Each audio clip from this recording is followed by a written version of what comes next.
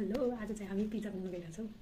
Pizza बनाउन तपाईँले पनि हेर्नु होला। ओके, यहाँ चाहिँ म गेहुँको पिठो लिइसकेको छु बेस बनाउनलाई। अनि यहाँ थोरै नुन हालिदिएँ। यो चाहिँ गेहुँको पिठो हो। अब चाहिँ म यसमा पानी हालेर मिलाउँछु। यहाँ चाहिँ मेरो पिठो छ, रेडी भइसकेको छ। यसले 3वटा पिज्जामा चलेको हुन्छ। अनि यो आधी घन्टाको रेस्ट हुन्छ। यो रेडी भइसकेको छ। अब आधी घन्टापछि बनाउने हो। यस्तो काममा हामी पिज्जाको जोसमा गइरहेको छौँ। पिज्जाको सामान लिन यार, यस्तो काम छ नि के भनौँ। तब पनि पिज्जाको जोस छ यार। खाने हो त खाने हो, त्यही भएर हामी गइरहेको छौँ। म तपाईँलाई देखाइरहेको छु। यस्तो जग्गामा क्याप्सिकमको यता गाह्रो हुन्छ। उयो उता छ ठुलो छ। अब यी क्याप्सिकम किन छ है?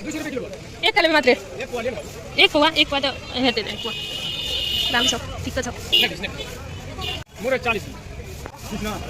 क्याप्सिकम नि काठमाडौँ भन्दा धेरै महँगो छ यता के, एकदमै महँगो। यार यति महँगो किन यो यता? यसमा पाल गर्ने अनि यो फुल्दैन। तपाईँहरू इस्ट पनि हाल्दा हुन्छ, तर म हालिनँ इस्टहरू। त्यसरी नै पाल गर्ने। मेरो पिज्जाको बेस रेडी छ। एक साइड चाहिँ कम पाकेको छ, एकदमै कम। यो साइड एकदमै कम्प्लिट छ। यो साइड चाहिँ सबै सामान हाल्ने हुन्छ, तर यो साइड पुरै पकाइसकेको छु। यो साइड चाहिँ यस्तो छ। अब चाहिँ हाल्ने हो। यो सबैलाई अब काट्ने हो।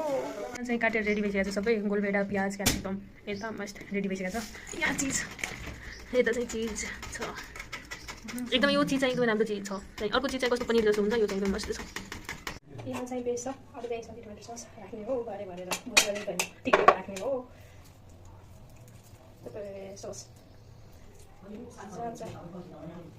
ससमा लगाइसकेको छु। यहाँ हेर्नु, अब यसमा चिज चिज चिज ल्याइदिनु नि। अब चाहिँ ससपछि चिज राख्ने हो। चिज चिज त एकदमै गरेर राख्नुपर्छ। त्यसपछि प्याज प्याज पनि एकदमै मजाले स्टाइलिस काट्दैछु, गोलो गोलो होटेलको जस्तो। यो क्याप्सिकम यो चाहिँ भयो होटेलको जस्तो। अनि त्यसपछि चाहिँ अब चाहिँ गोलभेडा मसिनो पनि काटेको छु। अब चाहिँ पिज्जाको रेडी। सबै गोलभेडा हालिदिएँ, सबै सकाइदिएँ 2टा। अनि अब यसपछि चिकन हाल्ने हो बढी भरेर। चिकन पिज्जा हाल्यो, त्यही भएर चिकन चाहिँ बढी भरेर हाल्नुपर्छ। अनि अब फेरि चिज हाल्ने हो भरेर। यति धेरै चिज हालेछ। एन्ड पिज्जाको सस ल्याउनुपर्छ। यता घरमा चाहिँ मम्मी सबैलाई मनपर्छ, मलाई चाहिँ खासै त्यति मनपर्छ, सबैलाई मनपर्छ।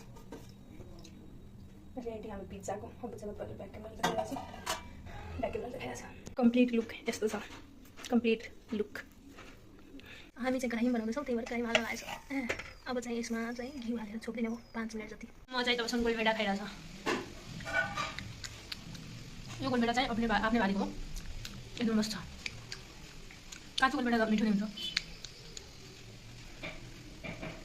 पिज्जा रेडी हुन टाइम लाग्छ, त्यसपछि यो नै खानु हो। हाम्रो पिज्जा रेडी भइसक्यो। अब खानालाई रेडी छ। अब ट्राई गरेर भन्छ रेडी।